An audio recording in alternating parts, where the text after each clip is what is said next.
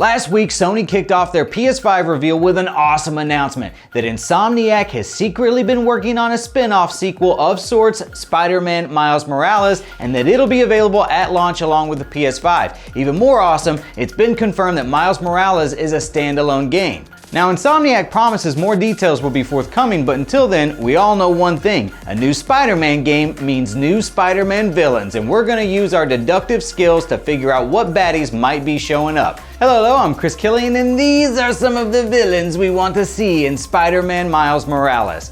Let's get the most obvious one out of the way, the Prowler. You simply cannot have a Miles Morales-centric game without having the Prowler in it. If you're a fan of the comics or you've seen Spider-Man Into the Spider-Verse, you already know about his complicated relationship with the Prowler, as he happens to be Miles' cat burglar uncle Aaron Davis.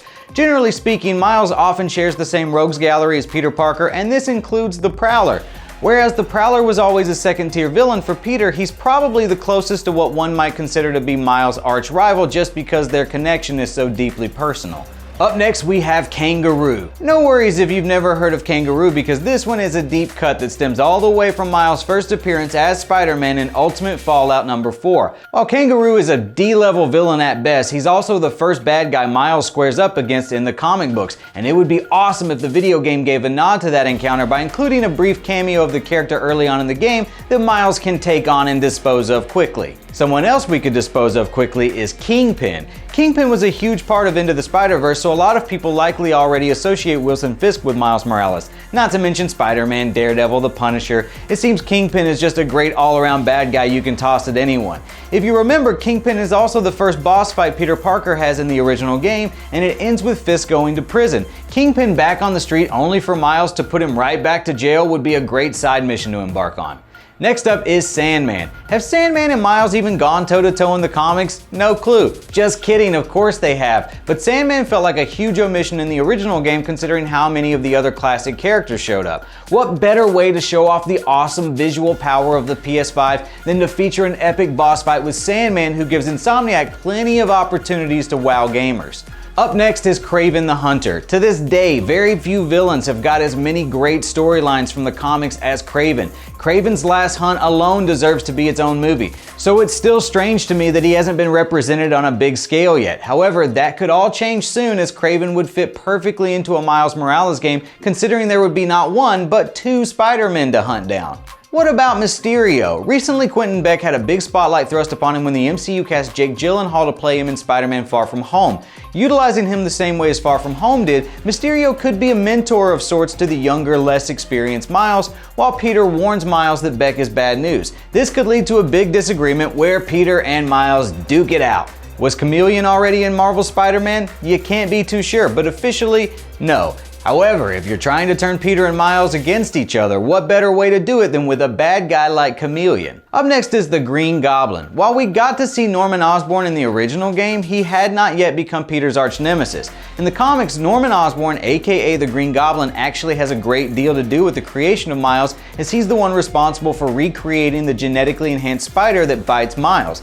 In fact, the spider known as Specimen 42 was unknowingly stolen by Aaron Davis, yup, Miles' uncle, the Prowler. This could all lead to Norman's criminal activities coming to light, causing him to lose his status as the mayor, and eventually going on to become the Goblin. Next up is Dr. Octopus, but as Superior Spider-Man. Obviously, Doc Ock played a huge role in the first game, so seeing him come back strictly as Doc Ock would feel like a retread, especially when there's still so many villains to use.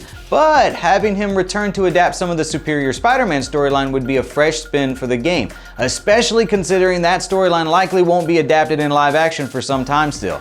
If you don't know, in the comics, Doc Ock takes over the body of Peter Parker and becomes Superior Spider-Man. Just like in the comics, Doc Ock could try to play it straight for a while as the web slinger, but Miles knows Peter well enough to know that something is amiss, that this isn't the Peter Parker he knows, and goes about uncovering what happened. Plus, it means Peter and Miles have to fight. Are you seeing a trend here? And finally, we've got Venom. A lot of people are probably out there shouting Carnage right now, but one step at a time.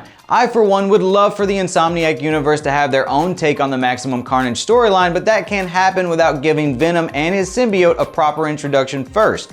I'd even be okay if the game plants the seeds by introducing Eddie Brock before he becomes Venom.